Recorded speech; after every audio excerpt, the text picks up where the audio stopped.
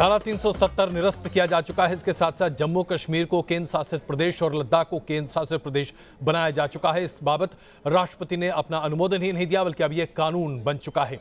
दीपक और मैं लगातार आपके सामने प्रस्तुत करते रहेंगे प्रधानमंत्री नरेंद्र मोदी के संबोधन को, जो अब से कुछ क्षणों में शुरू होने वाला है। उसके बाद उसका विश्लेषण आपके सामने प्रस्तुत करेंगे। आखिरकार इसका मतलब क्या है, क्योंकि प्रधानमंत्री जी उन तमाम सवालों के जवाब आज देंगे जो लोग उठाने की कोशिश कर रहे हैं। हालांकि पूरा देश ये जानता है कि धारा 370 का हटाया जाना देश हित में है, राष्ट्र हित में है। इसके बावजूद अगर जो लोग आज सवाल उठा रहे हैं, उन सवालों का जवाब प्रधानमंत्री देंगे और उसका विश्लेषण करेंगे दीपक और मैं लगातार।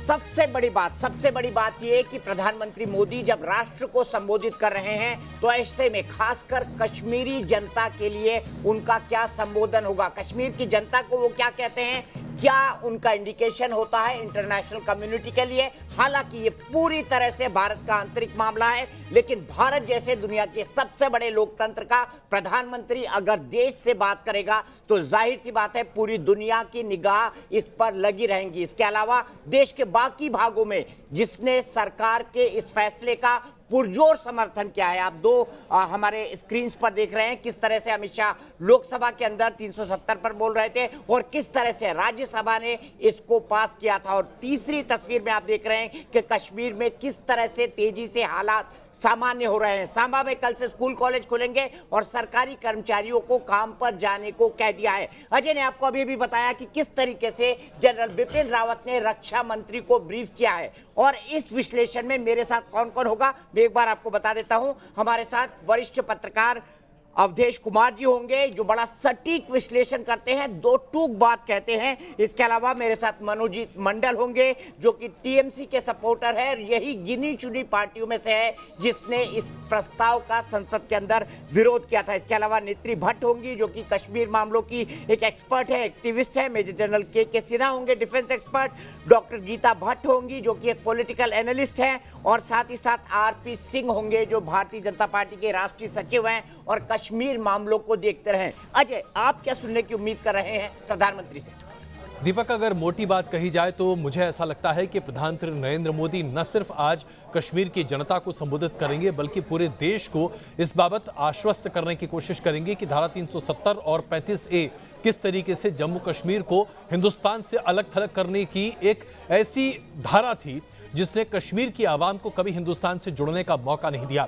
विकास की धारा जो पूरे देश में बह रही है, उसे कश्मीर में दिक्कत कैसे होती दिखाई दी, इसके बारे में भी वो विस्तृत जानकारी देंगे। और इसके साथ साथ मुझे ऐसा लगता है दीपक कि प्रधानमंत्री नरेंद्र मोदी पूरे देश को आश्वस्त करेंगे कि हिंदुस्तान तैयार है किसी भी तरीके से ऐसे किसी भी मौके पर उठने वाले सवालों का जवाब देने के लिए। और खासकर पाकिस्तान की तरफ से जिस तरह की प्रतिक्रियाएं आ रही हैं, ऐसे में ये आवश्यक था कि प्रधानमंत्री न सिर्फ संबोधित करें देश को, बल्कि देश को इस बात का आश्वासन और भरोसा दें कि पाकिस्तान चाहे कितनी भी हिमाकत करके क्यों न देख ले, हिंदुस्तान मुंहतोड़ जवाब देने के लिए पूरी तरह से सक्षम है। और ऐसा प्रधानमंत्री ने अपने कार्यकाल में, पिछले कार्यकाल में 2 बार करके दिखाया है, जब 2 सर्जिकल स्ट्राइक ने पाकिस्तान के रीढ़ की हड्डी को तोड़कर रख दिया था। दीपक, बिल्कुल, एक सर्जिकल स्ट्राइक हुई थी, एक एयर स्ट्राइक हुई थी और भारत ने पहली बार साबित किया था कि ये पलटकर मारने वाला देश है। ये न्यू इंडिया है, ये बदला हुआ भारत है, ये पलटकर मार करता है और अपने बारे में सही निर्णय सही समय पर लेने का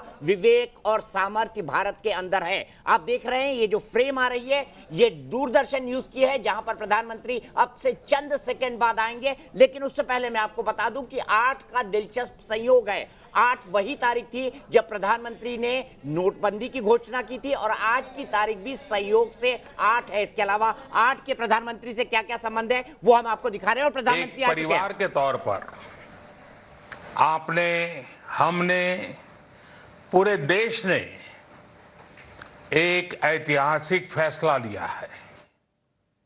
जम्मू कश्मीर और लद्दाख के हमारे भाई बहन अनेक अधिकारों से वंचित थे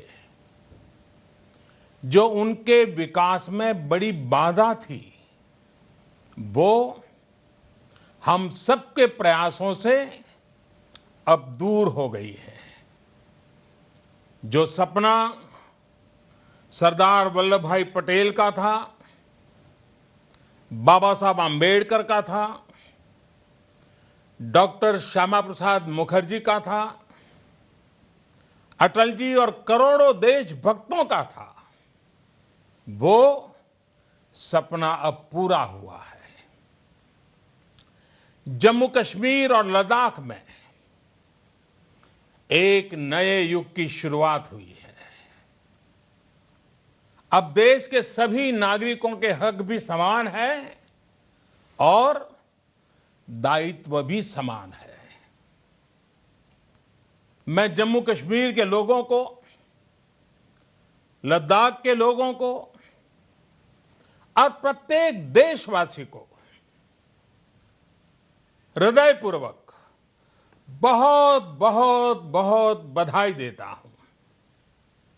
साथियों, समाज जीवन में कुछ बातें समय के साथ इतनी घुल-मिल जाती हैं कि कई बार उन चीजों का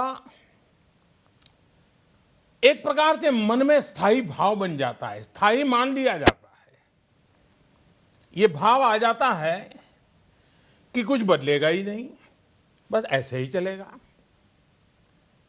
आर्टिकल 370 अनुच्छेद 370 के साथ भी ऐसा ही हुआ। उसमें जम्मू कश्मीर और लद्दाख के हमारे भाई बहनों की, हमारे बच्चों की जो हानि हो रही थी, उसकी चर्चा ही नहीं होती थी। हैरानी की बात यह है कि आप किसी से भी बात करें तो कोई ये भी नहीं बता पाता था कि अनुच्छेद 370 से जम्मू कश्मीर के लोगों के जीवन में क्या लाभ हुआ। भाई और बहनों, आर्टिकल 370 और 35A ने जम्मू कश्मीर को अलगाववाद, आतंकवाद, परिवारवाद और व्यवस्थाओं में बड़े पैमाने पर फैले भ्रष्टाचार के अलावा कुछ नहीं दिया। इन दोनों अनुच्छेद का देश के खिलाफ कुछ लोगों की भावनाएं भड़काने के लिए पाकिस्तान द्वारा एक शस्त्र के तौर पर इस्तेमाल किया जा रहा था। इसकी वजह से पिछले 3 दशक में लगभग 42,000 निर्दोष लोग, 42,000, यह आंकड़ा किसी की भी आंख में से आंसू ला देता है। 42,000 निर्दोष लोगों को अपनी जान गंवानी पड़ी। जम्मू कश्मीर और लद्दाख का विकास उस गति से नहीं हो पाया जिसका वो हकदार था। अब व्यवस्था की एक कमी दूर होने से जम्मू कश्मीर और लद्दाख के लोगों का वर्तमान तो सुधरेगा ही, उनका भविष्य भी सुरक्षित होगा। साथियों, हमारे देश में कोई भी सरकार हो, वो संसद में कानून बनाकर देश की भलाई के लिए काम करती है। किसी भी दल की सरकार हो, किसी भी गठबंधन की सरकार हो, ये कार्य निरंतर चलता रहता है। कानून बनाते समय संसद में काफी बहस होती है, संसद के बाहर भी बहुत चर्चा होती है, चिंतन मनन होता है, उसकी आवश्यकता, उसके प्रभाव को लेकर गंभीर पक्ष रखे जाते हैं।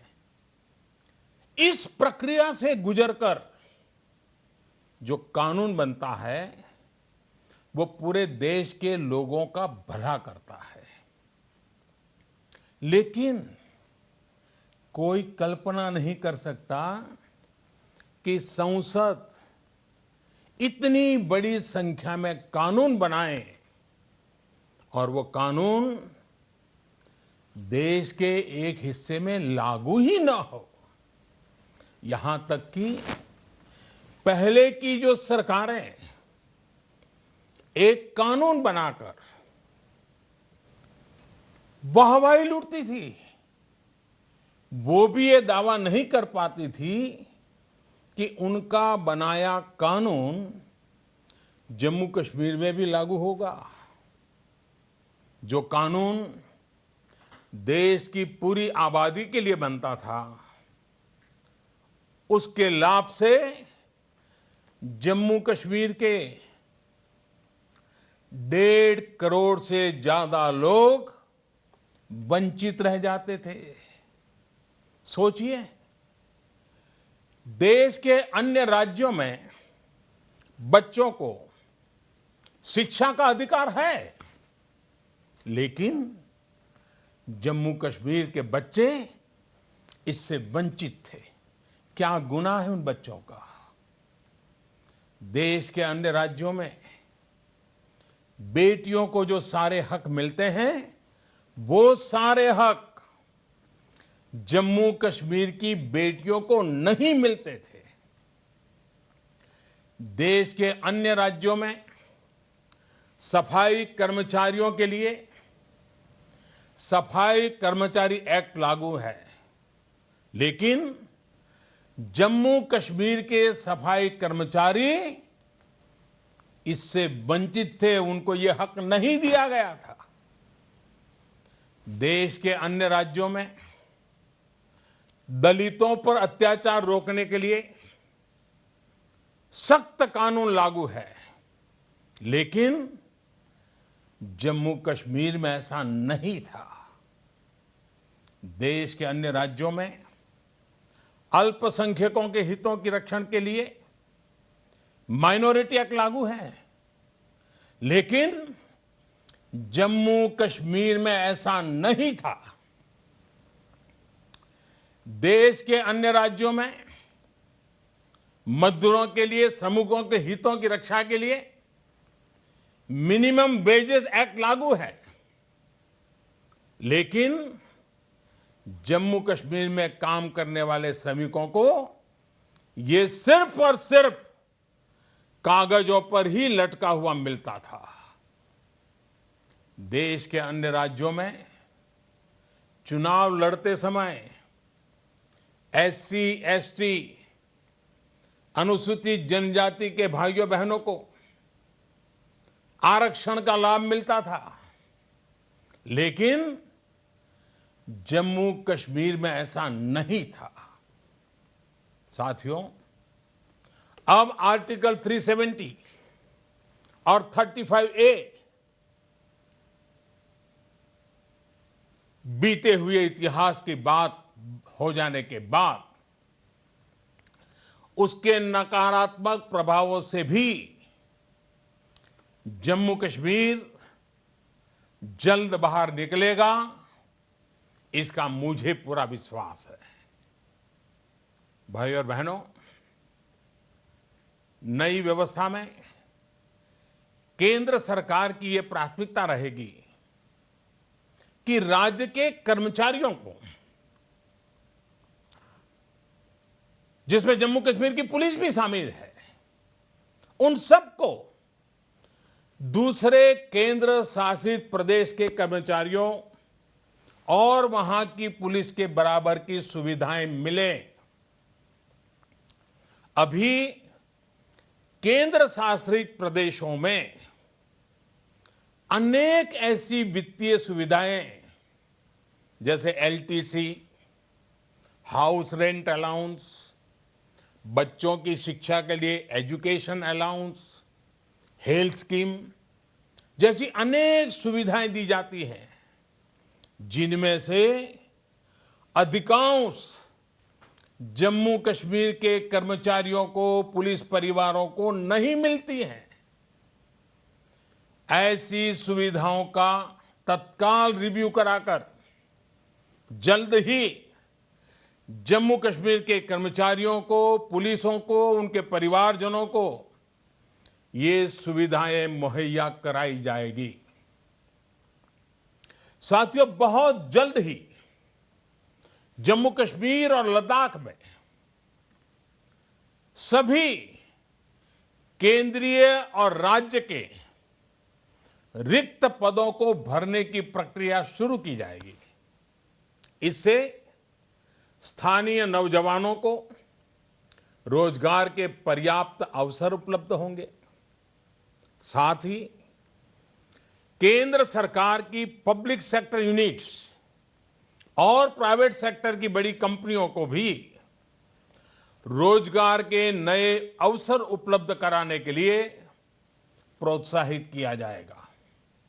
इसके अलावा सेना और अर्ध सैनिक बलों द्वारा स्थानीय युवाओं की भर्ती के लिए रैलियों का आयोजन किया जाएगा। सरकार द्वारा प्रधानमंत्री स्कॉलरशिप योजना का भी विस्तार किया जाएगा ताकि ज्यादा से ज्यादा विद्यार्थियों को इसका लाभ मिल सके। जम्मू कश्मीर में राजस्व घाटा भी बहुत ज्यादा है। एक प्रकार से राजस्व घाटा बड़ी चिंता का विषय होता है। केंद्र सरकार यह भी सुनिश्चित करेगी कि इसके प्रभाव को कम किया जाए। भाइयों और बहनों, केंद्र सरकार ने अनुच्छेद 300 हटाने के साथ ही अभी कुछ कालखंड के लिए, और मैं बताता हूं कुछ कालखंड के लिए, जम्मू कश्मीर को सीधे केंद्र सरकार के शासन में रखने का फैसला बहुत सोच समझ कर लिया है। इसके पीछे की वजह समझना भी आपके लिए महत्वपूर्ण है। जब से वहां गवर्नर रूल लगा है, जम्मू कश्मीर का प्रशासन सीधे केंद्र सरकार के संपर्क में है। इसकी वजह से बीते कुछ महीनों में वहां गुड गवर्नेंस और डेवलपमेंट का और बेहतर प्रभाव जमीन पर दिखाई देने लगा है। जो योजनाएं पहले सिर्फ कागजों में रह गई थी, उन्हें अब जमीन पे उतारा जा रहा है। दशकों से लटके हुए प्रोजेक्ट्स को नई गति मिल रही है। हमने जम्मू कश्मीर प्रशासन में एक नई कार्य संस्कृति लाने, पारदर्शिता लाने का भरसक प्रयास किया है। इसका नतीजा है कि आईआईटी, आईआईएम, एम्स हो, तमाम साथ साथ इरिगेशन प्रोजेक्ट्स हों, पावर प्रोजेक्ट्स हों, या फिर corruption bureau, anti corruption bureau, इन सब के काम में तेजी आई है। इसके अलावा वहां कनेक्टिविटी से जुड़े प्रोजेक्ट हो, सड़कों और नई रेल लाइनों का काम हो, एयरपोर्ट का आधुनिकीकरण हो, सभी को तेज गति से आगे बढ़ाया जा रहा है। साथियों, हमारे देश का लोकतंत्र इतना मजबूत है, लेकिन आप ये जानकर चौंक जाएंगे कि जम्मू कश्मीर में दशकों से हजारों लाखों की संख्या में ऐसे भाई बहन रहते हैं जिन्हें लोकसभा के चुनाव में, उसमें तो वोट डालने का अधिकार था, लेकिन वो विधानसभा और वहां की पंचायत या वहां की नगरपालिका या वहां की महानगरपालिका, न वो चुनाव में मतदान कर सकते थे, न चुनाव लड़ सकते थे। ये वो लोग हैं जो 1947 में बंटवारे के बाद पाकिस्तान से भारत आए थे। हिंदुस्तान के अन्य राज्यों में उनको सब अधिकार है, अकेले जम्मू कश्मीर में नहीं है। क्या इन लोगों के साथ अन्याय ऐसे ही चलता रहता? साथियों, जम्मू कश्मीर के अपने भाइयों बहनों को मैं एक महत्वपूर्ण बात और स्पष्ट करना चाहता हूं।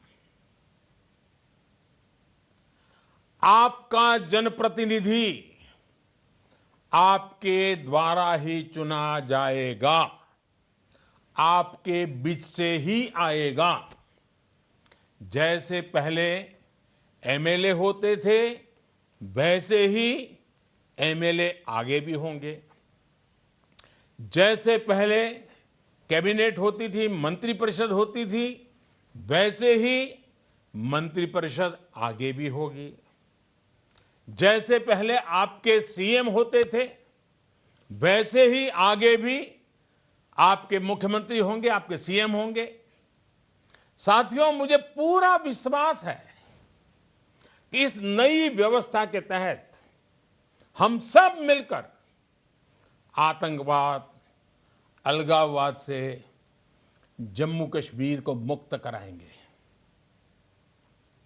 जब धरती का स्वर्ग हमारा जम्मू कश्मीर फिर एक बार विकास की नई ऊंचाइयों को पार करके पूरे विश्व को आकर्षित करने लगेगा, नागरिकों के जीवन में ईज ऑफ लिविंग बढ़ेगी, नागरिकों को जो उनके हक का मिलना चाहिए वो बेरोक टोक मिलने लगेगा, शासन प्रशासन की सारी व्यवस्था जनहित कार्यों को तेजी से आगे बढ़ाएगी।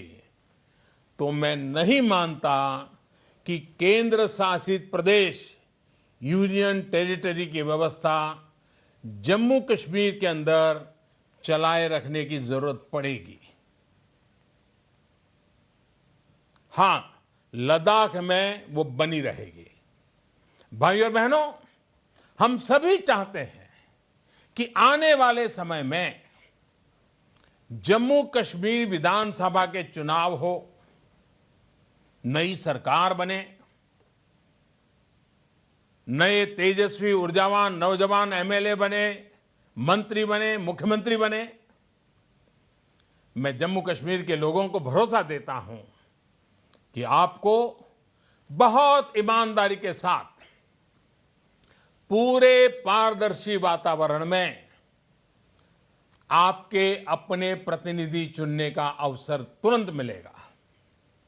जैसे बीते दिनों पंचायत के चुनाव पारदर्शिता के साथ संपन्न कराए गए, वैसे ही जम्मू कश्मीर के भी चुनाव होंगे।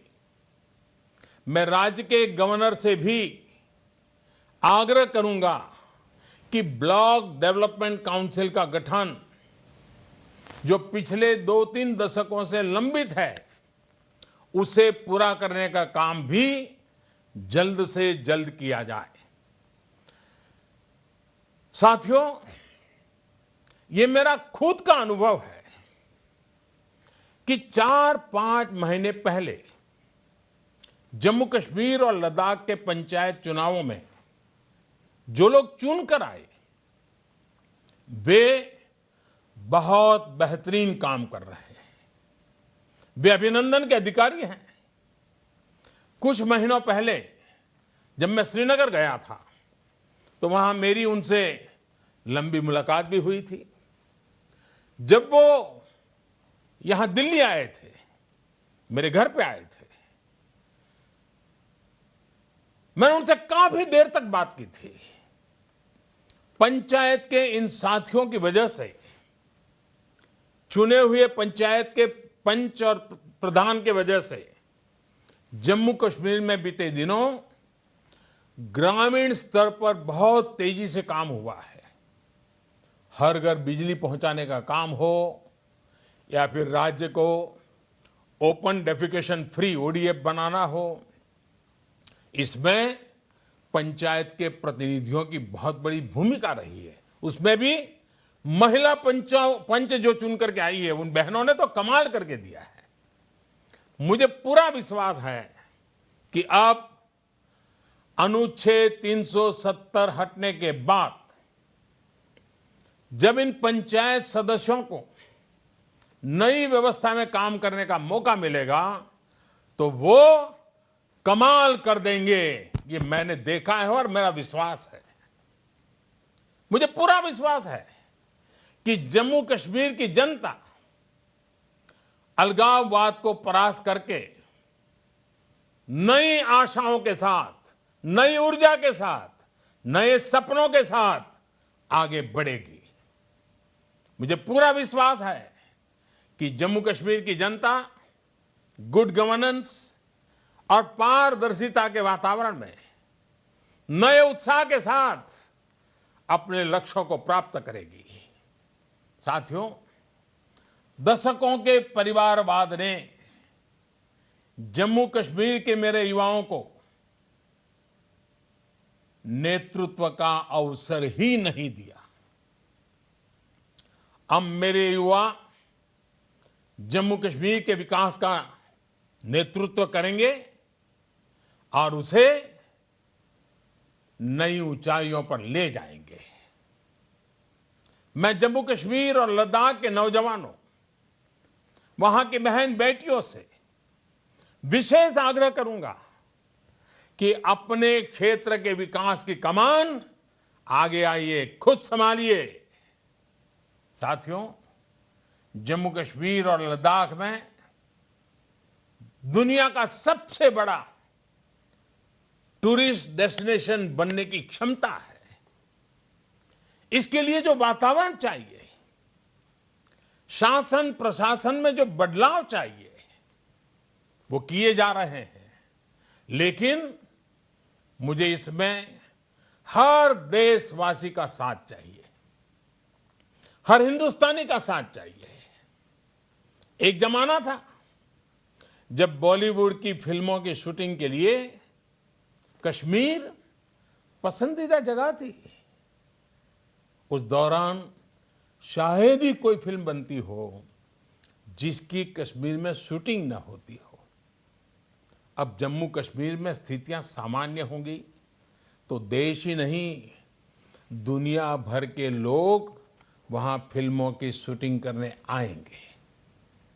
हर फिल्म अपने साथ कश्मीर के लोगों के लिए रोजगार के नए अनेक अवसर भी लेकर आएगी। मैं Hindi film industry, Telugu film industry और तमिल फिल्म इंडस्ट्री और इससे जुड़े से लोगों से आग्रह करूंगा कि जम्मू कश्मीर और लद्दाख में निवेश के बारे में, फिल्म की शूटिंग से लेकर थिएटर और अन्य साधनों की स्थापना के बारे में जरूर सोचें, उसको प्राथमिकता दें।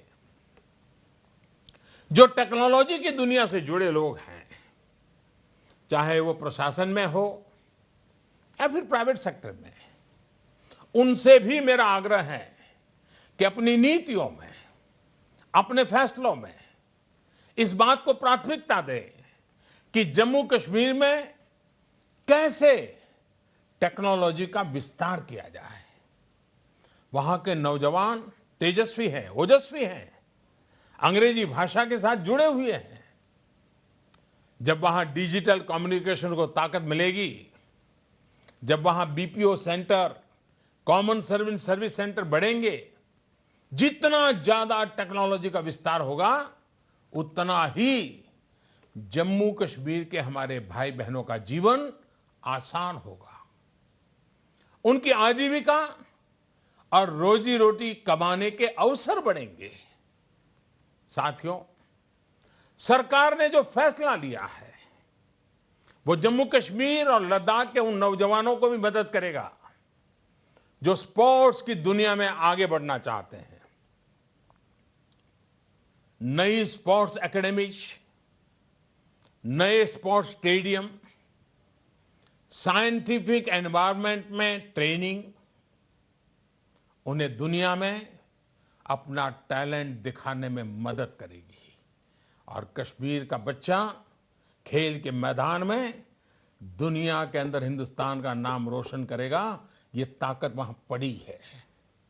साथियों, जम्मू कश्मीर के केसर का रंग हो या कहवा का स्वाद, सेब का मीठापन हो या खुबानी का रसीलापन, कश्मीरी शॉल हो या फिर कलाकृतियां, लद्दाख के ऑर्गेनिक प्रोडक्ट हो या हर्बल मेडिसिन, इसका प्रसार दुनिया भर में किए जाने की जरूरत है। मैं आपको एक उदाहरण देता हूं। लद्दाख में सोलो नाम का एक पौधा पाया जाता है। जानकारों का कहना है कि ये पौधा हाई एल्टीट्यूड पर रहने वाले लोगों के लिए, बर्फीली पहाड़ियों पर तैनात सुरक्षा बलों के लिए ये संजीवनी का काम करता है। कम ऑक्सीजन वाली जगह पर शरीर के इम्यून सिस्टम को संभाले रखने में इसकी बहुत बड़ी भूमिका है। सोचिए, ऐसी अद्भुत चीज दुनिया भर में बिकनी चाहिए कि नहीं बिकनी चाहिए? कौन हिंदुस्तानी नहीं चाहेगा? और साथियों, मैंने तो सिर्फ एक का ही नाम लिया है। ऐसे अनगिनत पौधे, हर्बल प्रोडक्ट जम्मू कश्मीर और लद्दाख में बिखरे पड़े हैं। उनकी पहचान होगी, उनकी बिक्री होगी, तो इसका बहुत बड़ा लाभ वहां के लोगों को मिलेगा, विशेषकर वहां के किसानों को मिलेगा। इसलिए मैं देश के उद्यमियों को, एक्सपोर्ट से जुड़े लोगों से, फूड प्रोसेसिंग सेक्टर से जुड़े लोगों से आग्रह करूंगा कि जम्मू कश्मीर और लद्दाख के स्थानीय प्रोडक्ट्स को दुनिया भर में पहुंचाने के लिए आगे आए। साथियों, यूनियन टेरिटरी बन जाने के बाद अब लद्दाख के लोगों का विकास भारत सरकार की स्वाभाविक जिम्मेदारी बनता है। स्थानीय प्रतिनिधियों, लद्दाख और करगिल की डेवलपमेंट काउंसिल के सहयोग से केंद्र सरकार विकास की तमाम योजनाओं का लाभ अब और तेजी से पहुंचाएगी। लद्दाख में स्पिरिचुअल टूरिज्म, एडवेंचर टूरिज्म और इको टूरिज्म का सबसे बड़ा केंद्र बनने की क्षमता है। इतना ही नहीं, सोलर पावर जनरेशन का भी लद्दाख बहुत बड़ा केंद्र बन सकता है। सोलर रेडिएशन में हिंदुस्तान में लद्दाख की धरती अव्वल नंबर पे है। अब वहां के सामर्थ्य का उचित इस्तेमाल होगा और बिना भेदभाव विकास के लिए नए अवसर बनेंगे। अब लद्दाख के नौजवानों की इनोवेटिव स्पिरिट को बढ़ावा मिलेगा। उन्हें अच्छी शिक्षा के लिए बेहतर संस्थान मिलेंगे। वहां के लोगों को अच्छे अस्पताल मिलेंगे। इंफ्रास्ट्रक्चर का और तेजी से आधुनिकीकरण होगा। साथियों, लोकतंत्र में यह भी बहुत स्वाभाविक है कि कुछ लोग इस फैसले के पक्ष में हैं और कुछ को इस पर मतभेद है।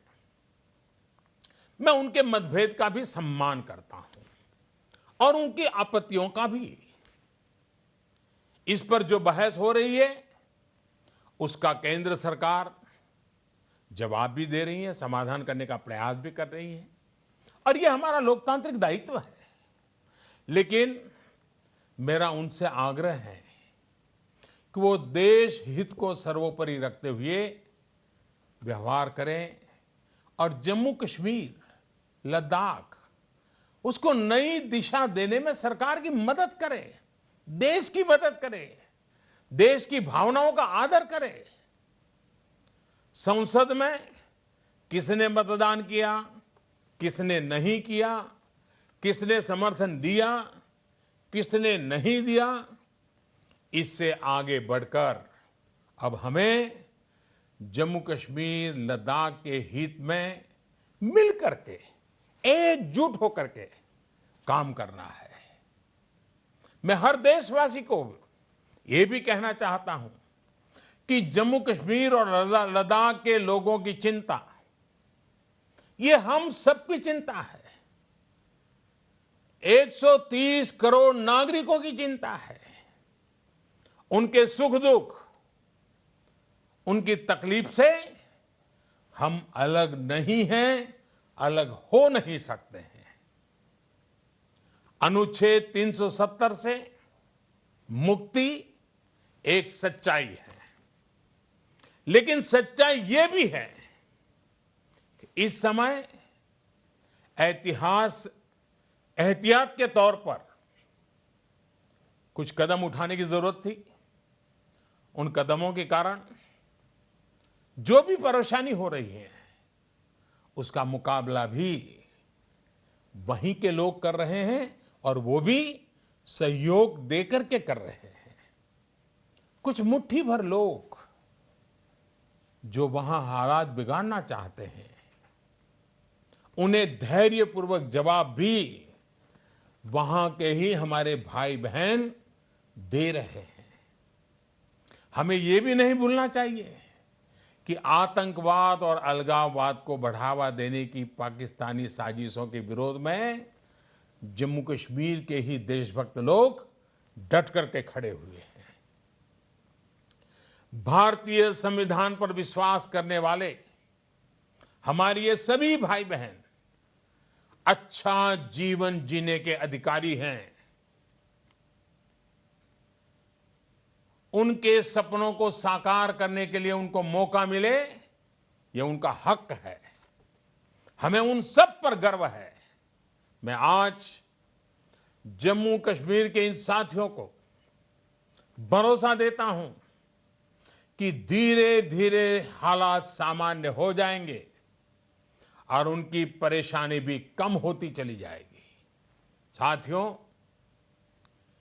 ईद का मुबारक त्योहार भी नजदीकी है।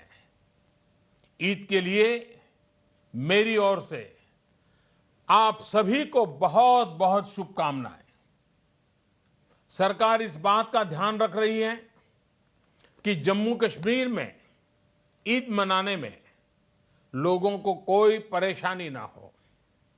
हमारे जो साथी जम्मू कश्मीर से बाहर रहते हैं और ईद पर अपने घर वापस जाना चाहते हैं, उनको भी सरकार हर संभव मदद कर रही है। साथियों, आज इस अवसर पर मैं जम्मू कश्मीर के लोगों की सुरक्षा में तैनात अपने सुरक्षा बलों के साथियों का भी आभार व्यक्त करता हूं। प्रशासन से जुड़े सभी लोग, राज्य के सभी कर्मचारी और जम्मू कश्मीर पुलिस जिस तरह से स्थितियों को संभाल रही है वो सचमुच में बहुत बहुत प्रशंसनीय है। आपके इस परिश्रम ने मेरा ये विश्वास और बढ़ाया है कि बदलाव हो सकता है, लोगों का भला हो सकता है। भाइयों और बहनों, जम्मू कश्मीर हमारे देश का मुकुट है। हम बचपन से सुनते आए हैं, गर्व करते आए हैं। इसकी रक्षा के लिए जम्मू कश्मीर के अनेकों वीर बेटे बेटियों ने अपना बलिदान दिया है, अपना जीवन दांव पर लगाया है। पुंछ जिले के मौलवी गुलाम दीन, जिन्होंने 65 की लड़ाई में पाकिस्तानी घुसपैठियों के बारे में भारतीय सेना को बताया था, उन्हें अशोक चक्र से सम्मानित किया गया था। लद्दाख के कर्नल सोनम वांगचुक, जिन्होंने कारगिल की लड़ाई में दुश्मन को धूल चटा दी थी, उन्हें महावीर चक्र दिया गया था। राजौरी की रुखसाना कौसर, जिन्होंने एक बड़े आतंकी को मार गिराया था, उन्हें भी कीर्ति चक्र से सम्मानित किया गया था। पूंछ के शहीद औरंगजेब, जिनकी पिछले वर्ष आतंकियों ने हत्या कर दी थी और जिनके दोनों भाई अब सेना में भर्ती होकर देश की सेवा कर रहे हैं, ऐसे वीर बेटे बेटियों की लिस्ट बहुत लंबी है। आतंकियों से लड़ते हुए जम्मू कश्मीर पुलिस के अनेक जवान और अफसर भी शहीद हुए हैं। निर्दोष नागरिक भी मारे गए हैं। देश के अन्य भूभाग से भी हजारों लोगों को हमने खोया है। इन सभी का सपना रहा है एक शांत, सुरक्षित, समृद्ध जम्मू कश्मीर बनाने का। उनके सपनों को हमें मिलकर पूरा करना है। साथियों, ये फैसला जम्मू कश्मीर और लद्दाख के साथ ही पूरे भारत की आर्थिक प्रगति में सहयोग करेगा। जब दुनिया के इस महत्वपूर्ण भूभाग में शांति और खुशहाली आएगी तो स्वाभाविक रूप से विश्व शांति के प्रयासों को भी मजबूती मिलेगी। मैं जम्मू कश्मीर के अपने भाइयों और बहनों से, लद्दाख के अपने भाइयों और बहनों से आह्वान करता हूं, आइए हम सब मिलकर दुनिया को दिखा दें इस क्षेत्र के लोगों का सामर्थ्य कितना ज्यादा है। यहां के लोगों का हौसला, उनका जज्बा कितना ज्यादा है। आइए हम सब मिलकर नए भारत के साथ हम नए जम्मू कश्मीर और नए लद्दाख का भी निर्माण करें। बहुत बहुत धन्यवाद। प्रधानमंत्री नरेंद्र मोदी ने अपना संवाद पूरे देश के साथ जो संबोधन रखा, उसमें महत्वपूर्ण बातें स्पष्ट तौर से सामने रखी। सबसे पहले उन्होंने कहा कि धारा 370 के खत्म होने के साथ ही आतंकवाद और अलगाववाद पर करारी चोट पहुंची है। इसके साथ साथ परिवारवाद, भ्रष्टाचार, तमाम वो कुरीतियां जिसकी वजह से जम्मू कश्मीर और लद्दाख के क्षेत्र के लोगों को उनका अधिकार नहीं मिल पा रहा था, उन्हें केंद्र सरकार ने समाप्त किया है।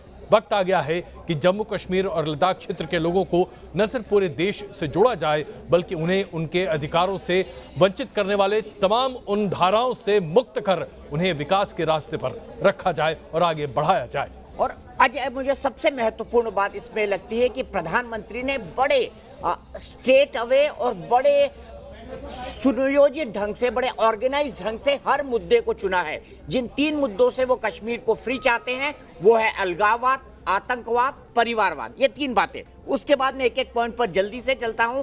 सबसे पहले अगर उन्होंने किसी को थामने की बात की है तो वो सरकारी कर्मचारी और पुलिस वाले हैं, क्योंकि अगर उनको थाम लेते हैं तो day to day normal life को चलाना बड़ा आसान हो जाएगा। सबसे पहली बात। दूसरी बात उन्होंने कही है कि इन्हीं जगहों पर रोजगार के अन्य अवसर मिलेंगे, क्योंकि रोजगार एक बहुत बड़ा मुद्दा रहता है जम्मू कश्मीर के अंदर, और सिर्फ जम्मू कश्मीर में नहीं, पूरे देश के अंदर सरकारी रोजगार एक बड़ा मुद्दा है, जिसके लिए वो स्पेशल भर्ती कैंप की बात और रोजगार की जो बाकी चीजें हैं उसके लिए बात कर रहे हैं कि हम सरकारी नौकरियों में रिक्त पदों को भरेंगे।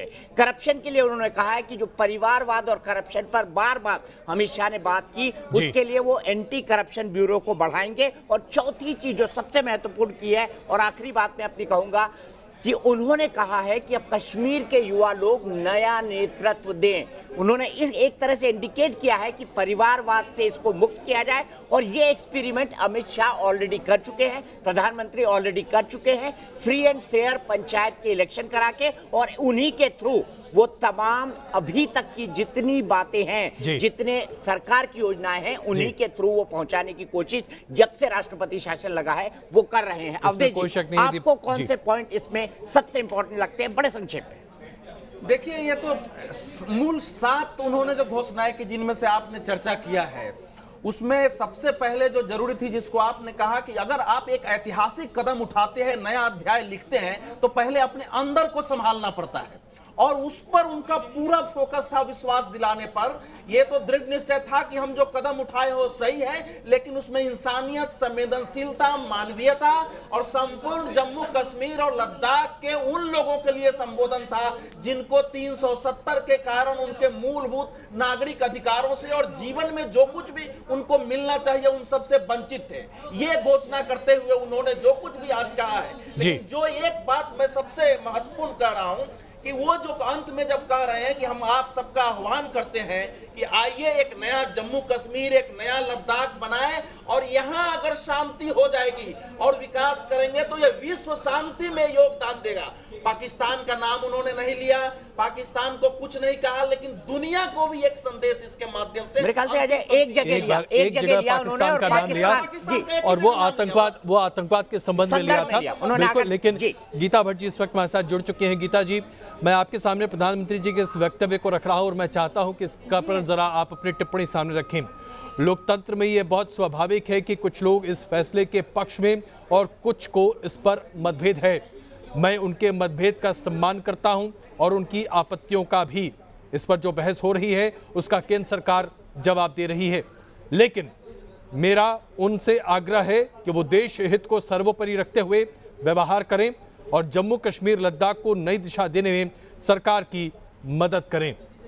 एक लाइन में अजय यहां पर जोड़ूंगा जो इसके बाद उन्होंने कही थी और मुझे लगता है वो सबसे महत्वपूर्ण लाइन है। उन्होंने कहा है कि देश की भावनाओं का सम्मान करें। तो ये मानते हैं कि जो मेजॉरिटी लोग हैं वो इस फैसले के पक्ष में है। गीता जी वो बात अजय ने दोहराई, वो बात अजय ने दोहराई। गीता जी,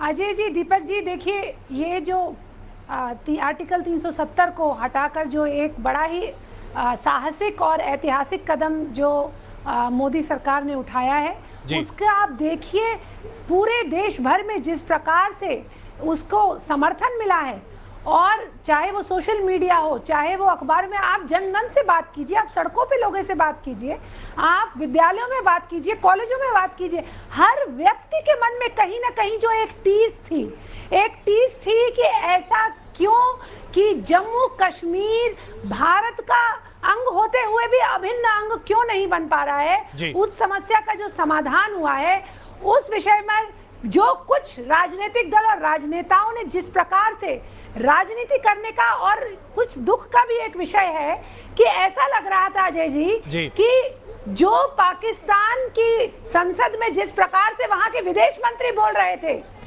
वही आवाज हमारे आपकी इसी भावना को आगे बढ़ाते हुए, संसद के अंदर हमारे आप ही की बात को आगे बढ़ाते हुए मैं मनोजीत मंडल जी के सामने ये सवाल रखना चाहता हूं। मनोजीत जी, आप अगर हमारी आवाज सुन रहे हैं तो मैं आपसे ये जानना चाहता हूं, प्रधानमंत्री जी ने अपने संबोधन में सिर्फ एक बात कही जो कि कई विपक्षी दलों के लिए लागू होती है। स्पष्ट तौर से उन्होंने कहा, मेरा आग्रह है कि देश हित को सर्वोपरि रखते हुए व्यवहार करें और जम्मू कश्मीर लद्दाख को नई दिशा देने में सरकार की मदद करें। मैं आपसे जानना चाहता हूं, कई ऐसी राजनीतिक दल हैं, चाहे हम कांग्रेस की बात करें या फिर अन्य राजनीतिक दलों की बात करें, वामपंथियों की बात करें, वो लगातार धारा 370 के हटाए जाने का विरोध करते रहे हैं मुखर तरीके से। मैं आपसे जानना चाहता हूं, क्या आपकी पार्टी आज इसके समर्थन में है? क्या आप सरकार की मदद करने को तैयार हैं?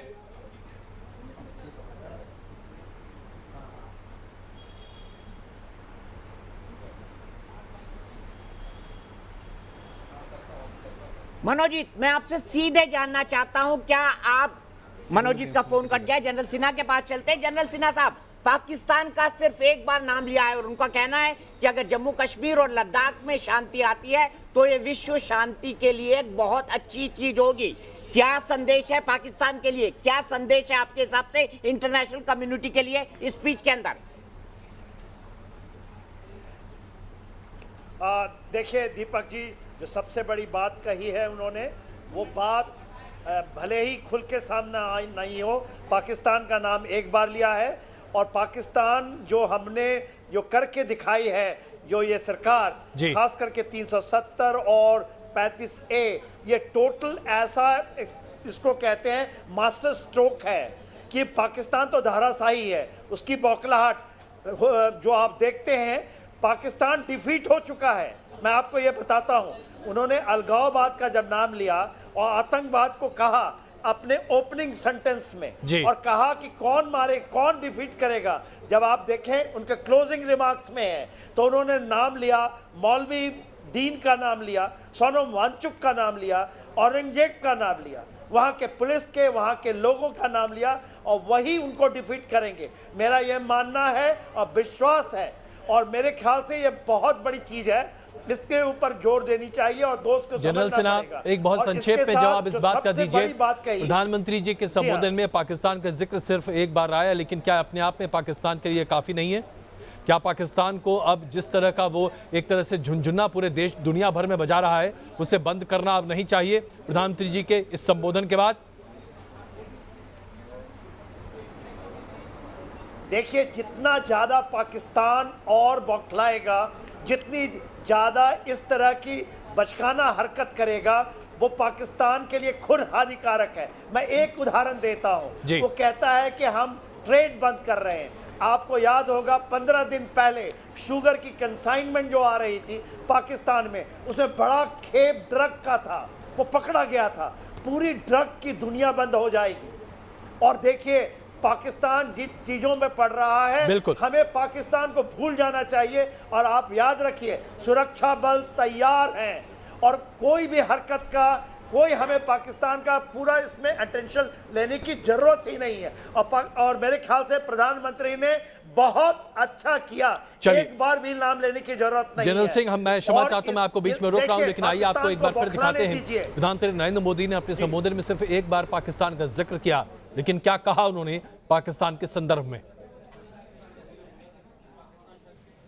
कुछ मुट्ठी भर लोग जो वहां हालात बिगाड़ना चाहते हैं, उन्हें धैर्यपूर्वक जवाब भी वहां के ही हमारे भाई बहन दे रहे हैं।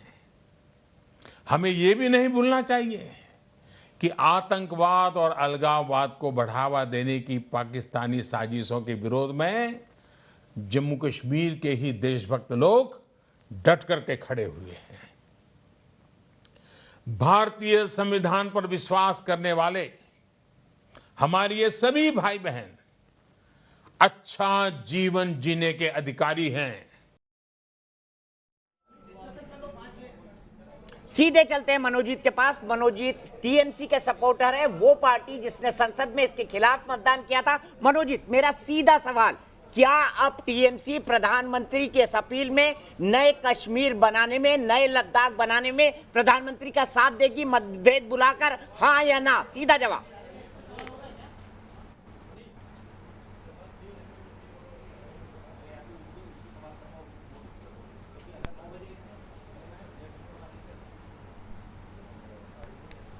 ऐसा लग रहा है कि कुछ तकनीकी दिक्कत है, जिसकी वजह से हम मनोजीत से अभी भी संपर्क नहीं साध पा रहे हैं। नेत्री भट्ट जी इस वक्त हमारे साथ जुड़ चुकी हैं। नेत्री भट्ट जी, प्रधानमंत्री जी के इस भाषण को सुनने के बाद, देश के नाम इस संबोधन को सुनने के बाद, क्या आपको नहीं लगता कि जम्मू कश्मीर को लेकर सरकार की नीति न सिर्फ बहुत स्पष्ट है, बल्कि जन कल्याणकारी है, विकास के रास्ते पर जम्मू कश्मीर को आगे ले जाने की बात कही जा रही है? देखिए, मैं कश्मीर से हूँ, कश्मीर में रही नहीं हूँ, कश्मीर के बाहर रही हूँ, लेकिन जहाँ तक प्रधानमंत्री जी ने इतनी सारी बातें कही और हर जगह उन्होंने ये कहा कि जो लोग इसका समर्थन करते हैं वो, और जो लोग इसका समर्थन नहीं करते हैं वो लोग, उनकी बातें भी उतनी ही गंभीरता से सुनी जाएंगी, मानी जाएंगी। उनका जो थॉट प्रोसेस है वो भी उतना ही इम्पोर्टेंट है जितना जो उनको समर्थन दे रहे हैं उन लोगों का। पहले 6 साल की सरकार हुआ करती थी, अब 5 साल की सरकार होगी। पहले केंद्र के पास कोई इतना, राज्यपाल का पद उन्होंने ख़त्म किया, पहले केंद्र के पास इतने उनके पास इतने एवेन्यूज़ नहीं थे, लेकिन अब केंद्र के पास डायरेक्ट कनेक्ट रहेगा। तो जिस तरह की अपॉर्चुनिटीज़ वो हमको वहाँ पे अलॉट करने वाले, चाहे आप एजुकेशन सेक्टर में देखें, चाहे इंडस्ट्रियलिज्म में देखें, चाहे किसी भी सेक्टर से रिलेटेड आप कहिए, पब्लिक सेक्टर में कहिए या आर्मी से रिलेटेड बोलिए, as a student, as a youth, मुझे ऐसा लगता है कि ये सब वहाँ उस जगह को बढ़ाने में ज्यादा हेल्प करेगा, जैसे ठीक है, बाकी स्टेट्स हैं ठीक है नेत्री, उनके एक आपने लेवल point पर पकड़ा लेकर आएगा, कि वहां की आगे गरीबी बढ़ाने को में हटाएगा। मदद करेगा। सीधे चलता हूं आरपी सिंह साहब के पास। आरपी सिंह साहब खुद जम्मू कश्मीर के प्रभारी रहे हैं भारतीय जनता पार्टी में। सिंह साहब, प्रधानमंत्री की ये बात कितने कश्मीरियों के दिल में उतर पाएगी? क्योंकि कई लोग ऐसे हैं जो इनको भड़काना चाहते हैं, इनको फिर से अलगाववाद और आतंकवाद के रास्ते पर ले जाना चाहते हैं। ऐसे में उन्होंने जो काउंटर संघर्ष करने की बात कही है वो भी कश्मीरी लोगों से कही है। क्या ज्यादातर लोग मुख्य धारा में जुड़ने को तैयार होंगे इस माहौल में? दीपक, मेरा मानना है कुछ मुट्ठी भर लोग हैं जो वहाँ शरारत करना चाहते हैं। ज़्यादातर कश्मीरी शांति प्रिय है, ज़्यादातर कश्मीरी तरक्की चाहता है, और ख़ास कर वहाँ जो पंचायत इलेक्शन हुए हैं उसका आउटकम वहाँ के कश्मीरी ने देखा है। वहाँ जो कश्मीरी है उसने उस पंचायत इलेक्शन का आउटकम देखा है, और उसके कारण से जो सीधा डिलीवरी मैकेनिज्म बना है उसका आउटकम देखा है। जो अब से पहले ज़्यादातर लूट होती थी सरकार के पैसे में, वो लूट बंद हुई, तो इसलिए उनको ये समझ लग रहा है कि 370 जाने के बाद जो सीधा पैसा सरकार का नीचे उतरेगा उसके कारण से वहाँ पर तरक्की होगी, रोजगार होगा। और वहाँ पे जिस प्रकार आज प्रधानमंत्री जी ने टूरिज्म की बात करी, बाकी सब चर्चाएं इसमें करी, कोई शक नहीं है कि विकास की धारा को बहाने के लिए जम्मू कश्मीर से इन धाराओं को हटाना अपने आप में आवश्यक था। सिंह साहब, मैं अदब से आपसे क्षमा चाहता हूं, हम रुक रहे हैं बस कुछ क्षणों के लिए यहाँ पर। खोज खबर दीपक के साथ, इसके बाद आप जरूर देखिएगा क्योंकि पूरा विश्लेषण दीपक अब आपके सामने करेंगे प्रधानमंत्री के भाषण।